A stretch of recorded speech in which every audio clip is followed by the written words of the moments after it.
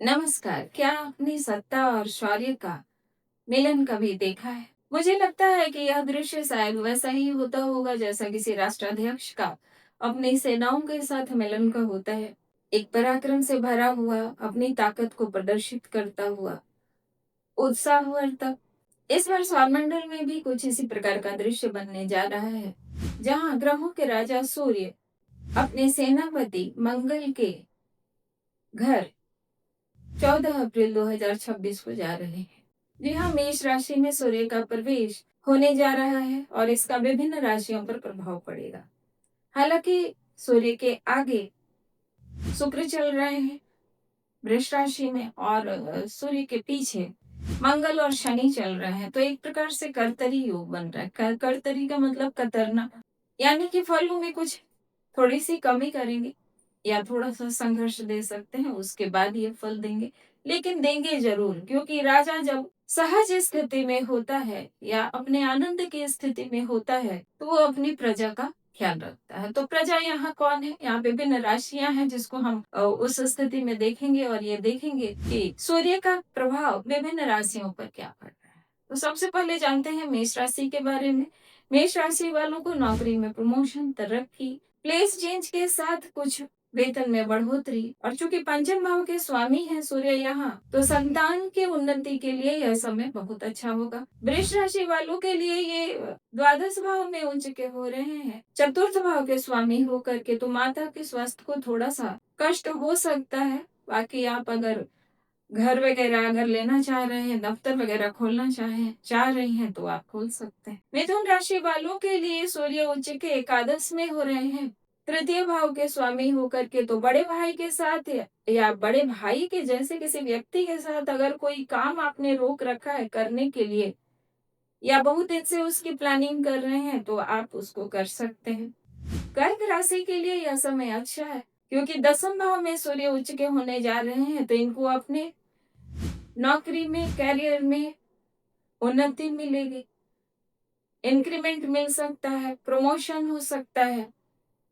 धन भाव के स्वामी है ये, इसीलिए धन में बढ़ोतरी तो कर्क राशि वालों को होगी। तो एक प्रकार से कर्क राशि वालों के लिए बहुत अच्छा समय है। सिंह राशि के लिए ये पंचम भाव में उच्च के हो रहे हैं, तो यहाँ थोड़ा सा मिश्रित परिणाम दे सकते हैं, क्योंकि सिंह राशि वालों की ढैया भी चल रही है, तो ढैया की जो अशुभ स्थिति है उसको रोकेंगे, लेकिन नवम भाव में उच्च के होने के कारण थोड़ा सा तो परिणाम देंगे ही। अगर बहुत दिन से अगर आपके कार्यों की अनदेखी हो रही है दफ्तर आदि में या कार्य क्षेत्र में, तो वहां पर बॉस या जो आपके अधिकारी हैं वो आपके कार्यों की नोटिस लेंगे, आपको समझेंगे, आपकी स्थिति सुधरेगी।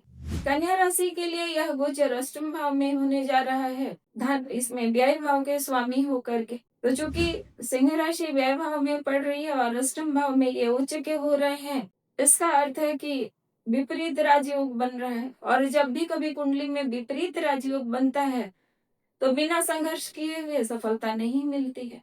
तो संघर्ष के पश्चात यहाँ सफलता मिलेगी। संघर्ष किस क्षेत्र में होगा? हो सकता है कि पुराना कोई केस मुकदमा आपका चल रहा हो तो उसका निपटारा हो जाए। हो सकता है कि कोई आप ऑपरेशन वगैरह कुछ पेंडिंग आपने रखा हो बहुत पहले से, तो आप उसको करा सकते हैं इस समय। ससुराल पक्ष से कुछ अप्रिय बातें सुनने को मिल सकती है या कुछ ऐसी परिस्थिति बन सकती है कि थोड़ा सा तनाव उत्पन्न हो। तुला राशि वालों में ये एकादश के स्वामी होकर के सप्तम भाव में उच्च के हो रहे हैं, तो व्यवसाय के लिए, नौकरी के लिए इत्यादि या करियर पॉइंट ऑफ व्यू से तो ये अच्छा होगा, पर दाम्पत्य जीवन में थोड़ी सी दिक्कत हो सकती है। हो सकता है कि पार्टनर के साथ थोड़ा सा मनमुटाव या तनाव या किसी बात पर टेंशन हो, तो थोड़ा सा स्वयं पर नियंत्रण रखें। अगर इस तरह की बात है और पहले से आपको मार्गदर्शन मिल जा रहा है तो वहां थोड़ा सा ध्यान रखें। वृश्चिक राशि वालों के लिए यह सूर्य छठे भाव में उच्च के होने जा रहे हैं, दसम भाव के स्वामी होके, तो फिर आपके कैरियर के लिए अच्छा है।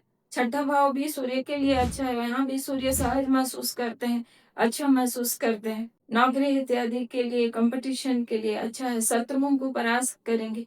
धनु राशि के लिए ये उच्च के होंगे पंचम भाव में, भाग्य भाव के स्वामी होके, तो ये अच्छा ही परिणाम देंगे। भाग्य भाव के स्वामी होके पंचम में उच्च का होना ये एक अच्छी स्थिति बन रही है। इन लोगों को भी ढैया से जो कष्ट हो रहा है उसमें थोड़ा छुटकारा मिलेगा या थोड़ा कम हो जाएगा। ऐसा नहीं कहेंगे कि छुटकारा मिलेगा, क्योंकि 1 महीना रहेंगे इसमें सूर्य।